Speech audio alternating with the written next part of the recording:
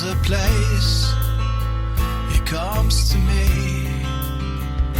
Though I'm blind, He helps me see. Though I see dimly in this place, one day I'll see Him face to face. This is Kurt Kaikkonen, pastor of Calvary Chapel, Waterford, at your neighborhood church. Today on Face to Face, we'll be in the book of Joshua. So grab your Bibles and let's get started.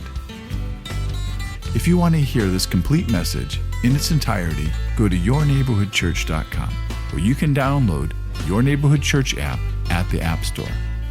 And so Israel marching around the city on the first day, they probably didn't know what to expect. And they wondered, will they attack us if they march? And every day they marched, they would have seen how impossible it would have been to breach those walls. And then every day they circled, they would see that red rope hanging out of Rahab's window. But I don't think she was probably waving to them and saying, hey, over here. And for 6 days, they walked.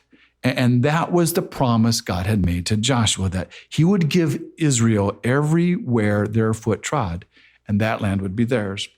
And so like we said before, God gives them nothing too big to do.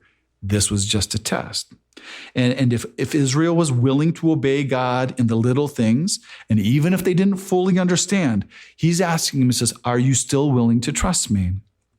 And then there's the seventh day. And the seventh day, it may have been the Sabbath day, because they did walk on the Sabbath day, because they walked for 7 days consecutively. And this day, they circled the city 7 times, and the trumpets blew. And Joshua told the people at the end of the 7th lap to all shout, and then the walls fell flat. And the only one to be saved were the ones in Rahab's house as a promise to her for hiding the spies. But everybody else was to be destroyed along with the animals. And people, they tend to get upset about the death of all the people here. And they often look at God as if God's unfair or God's unkind. And nowadays, it would seem like people get more upset about the animals being killed. But God, he knows exactly what he's doing. And if these people could have been saved, they would have been saved. But they had no interest in surrendering to God or to Israel. And God has been patient with these people, and he's put off destroying them for 400 years since Abraham's time. Because we have where God had said in Genesis 15 that the iniquity of the Ammonites is not yet complete.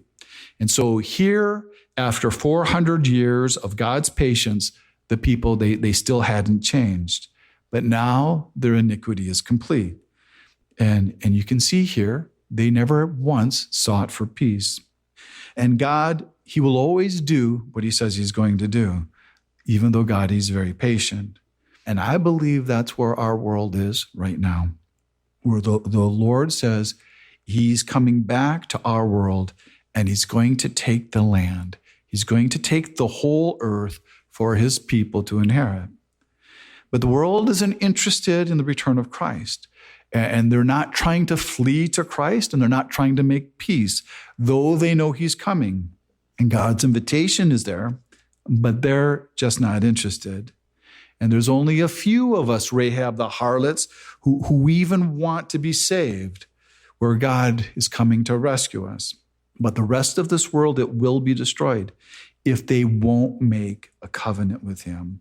And if they won't make a covenant like the red cord out of Rahab's window, which is a faith in the blood atonement of Jesus Christ. If they won't do that, they will be destroyed. Okay, so now after these walls, they fell, everyone ran straight ahead as instructed into Jericho. And they're told not to take the accursed things. And everything in Jericho was accursed, except for the gold, the silver, the bronze, and the iron. And those things were to be put into the Lord's treasury. And usually in a battle, when an army is defeated, those who fall in the battle, they share the spoils of the battle. But this being the first battle in the possessing of the promised land, they are the first fruits, and the first fruits are always dedicated to God. And there will be many more battles where they will share in all the spoils. But this time, everything is considered holy.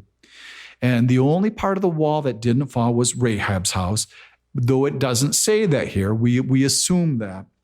And some will try to explain the falling of the walls. They'll say there was an earthquake or sonically something happened with the blowing of the trumpets and the shouting of the people. But it doesn't record it that way. And the reason it doesn't record it that way is because it didn't happen that way. There is no evidence that there was ever any natural disaster. And we're not told it toppled over or that we're told that it fell flat. And when you get to the book of Hebrews in chapter 11 in verse 30, it tells us that it was by faith that the walls of Jericho fell down after they were encircled for 7 days. So there's nothing ever mentioned except for faith. And then we read about how Rahab and her family were kept outside the camp. And the reason they were kept outside the camp is because they were Gentiles. And so they would have to be kept outside until their males were circumcised, until all of them came under the covenant of Israel. And after Rahab was rescued, the city was burned, and it was never to be lived in again, because these are the kind of people that are spoken about in Deuteronomy 18. These are people who burned their children and sacrificed them to demons. They practiced witchcraft and sorcery. They listened to psychics, and they also went to mediums to call up the dead. And God hates all these things. And the people who practice all these kind of things, those people hate God. And so Jericho was cursed, and not just for this time, but it was cursed for all time. And Joshua tells the people what will happen to the man who dares to build this city again. And that's because God knows that it's going to happen one day. And even though he's writing this to them as a warning, and he tells them that his firstborn will die when he lays the foundation. And then he says that his youngest son will die when he sets the city gates. And that's exactly what happened. And you can read that because it tells you that in 1 Kings 16, because the Bible does record that. And it was this man, and it gives his name, and he was Hillel of Bethel. And it even records the names of his sons who died. It was Abiram and Segub. Because the Bible never warns us without any reason. And it records what this foolish man did. Because even after his firstborn son died, according to the curse, he still continued to set the gates. He couldn't restrain himself, even the death of his firstborn. And today, the city of Jericho is rebuilt, but they were smart enough not to build it on the original site. And so this whole lesson for us from Joshua, it really comes down to obeying the Lord, even in the little things. And if he's leading you to do something, it doesn't have to make sense. It all comes back to that Proverbs 3, verses 5 and 6, that you're to love the Lord your God with all your heart and to lean not on your own understanding. But in all your ways, you acknowledge him and he will direct your paths. So last week, Jericho was defeated and we saw God honor Israel's commitment to obedience with their first victory, where God had made the impossible possible. But for the people, there was nothing in it for them to claim individually, because Jericho was not one to make anybody richer. The reason for these wars wasn't to make the people of Israel personally rich, but God was using the nation of Israel to bring judgment on the nations who had rejected him, the nations that worshiped demons. These are the people that celebrated all those pagan practices while debasing themselves and hurting each other, because God couldn't let that go on forever. But what Israel did receive from the Battle of Jericho was the knowledge that their God loved them and that he was with them.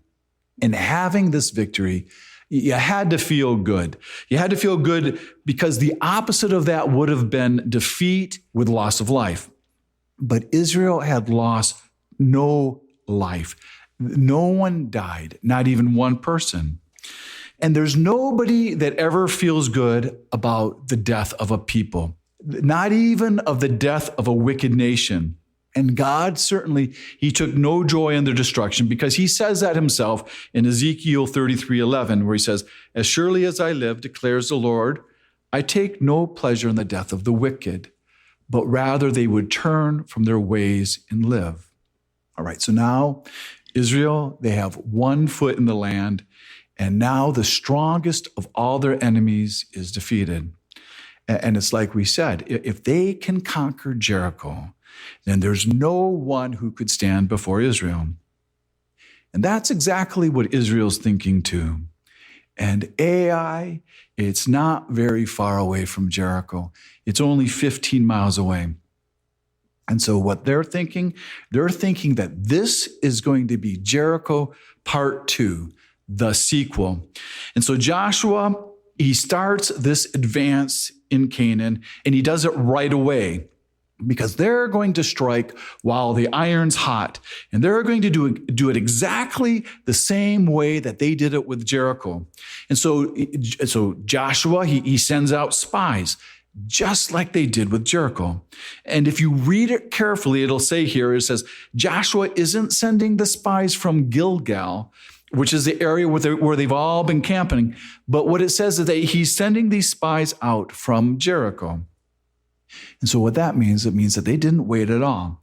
And they didn't take any time to go home or to go and get the Lord's instructions in this manner. And it doesn't say anywhere here that they ever sought the Lord. So I don't believe Joshua sought the Lord at all about this. So they have no instructions from the Lord. They're just running on their own steam. They're running out of their own self-reliance and their own pride. And this is all coming from one victory in Jericho.